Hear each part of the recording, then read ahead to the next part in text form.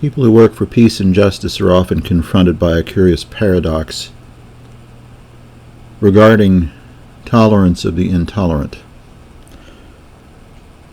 I'm a person who believes that you can't learn anything about whatever full picture exists of situations that face us by listening to purely laudatory material, by either preaching to the choir or listening to the choir.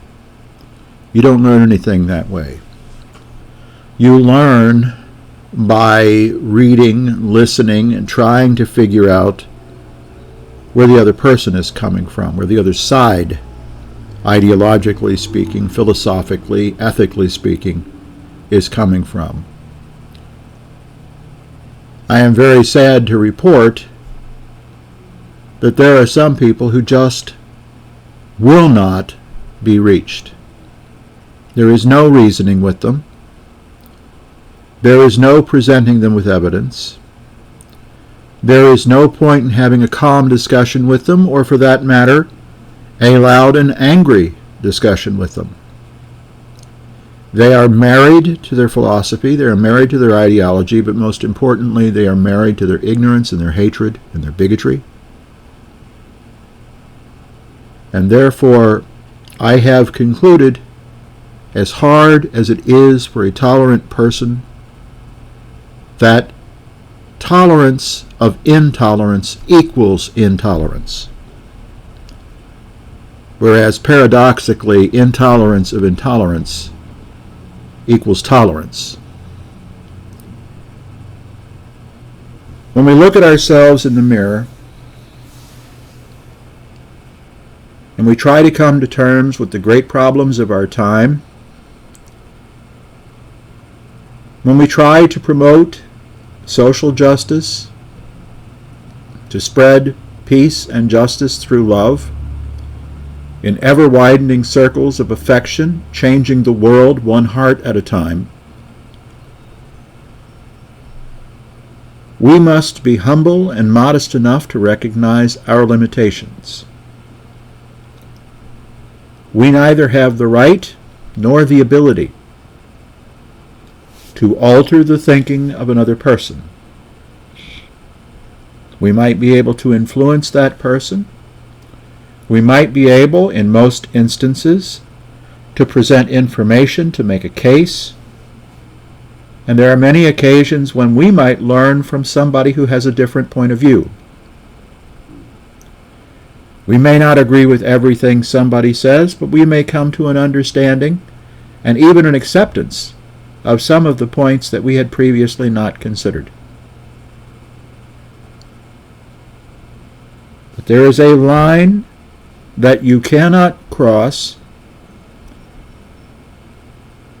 without somehow either engaging in endless, pointless argument or surrendering your point, surrendering your ethics in order to build a friendship with someone who, quite frankly, is not deserving of it. There are limits of tolerance, and that is a very hard lesson to understand. It is a very hard lesson to accept. And you might feel differently about it. You might feel that there is some kind of point in talking to people at the Westboro Baptist Church, or talking to radical gun terrorists, or talking to people who blow up churches, or shoot people because of the color of their skin, and who every time a crime is committed, an atrocity is committed, they find reasons to excuse it, to justify it, or to attempt to justify it. And going along to get along with people who have wrapped themselves in that much hatred gets us nowhere. That does not mean we need to continue to fight. It means that there are times when we may engage in conversation, when we may engage in debates, when we may even argue. There are also times when we must walk away, because the alternative to walking away is engaging in endless and pointless debate. Tolerance of intolerance equals intolerance. Intolerance of intolerance equals tolerance. It is a simple formula and true to all of the experiences I have had my 57 years. It saddens me because I'm the sort of person who has always believed that with enough time and effort, with enough reaching out and touching the heart of another person, that you can make a difference. But there are literally armed camps lining the back roads and dotting the hillsides, the recesses and the valleys of various places around our country.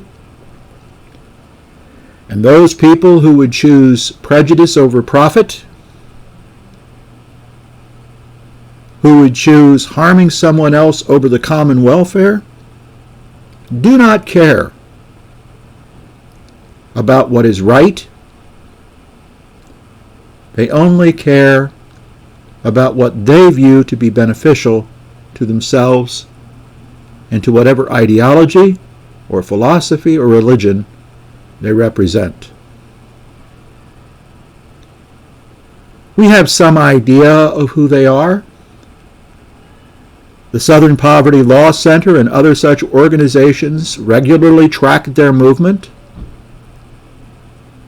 If you go on to social media sites like Facebook and you find a couple of extreme right-wing organizations by name,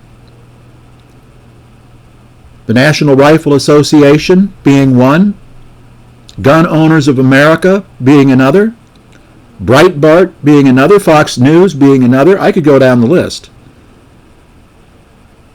You click on that, you like on that, and 100 more, even more extreme sites will come up. And you wade into conversations on those sites at your own peril, because there are people in there who are legitimately dangerous, who so hate people like you and me that they would, in point of fact, hunt you down and take your life because you represent an opinion that is different from theirs. This is what fuels conservative hatred and violence throughout the world. The right wing likes to talk about radical Islam. Any religion can be radicalized. The same people who brought us the Crusades, the Inquisition, the Holocaust, and the Klan would have us believe that only radical Islam is violent. We should ignore all of the Klan rallies, burning crosses on the front lawns of black people, lynching black men in front of their children. We should forget about causing Catholics to live in terror, or Jews, or anybody else.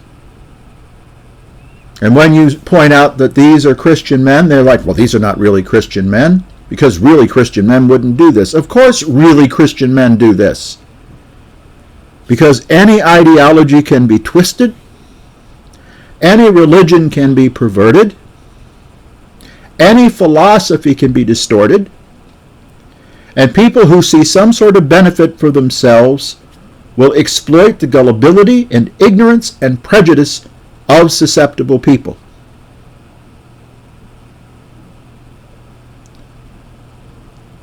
Those are people we will never reach. When we meet them, we may turn from them, but I wouldn't turn my back to them. because that could cost you your life. Together we strive for peace and justice through love, changing the world one heart at a time. Some hearts we will never change.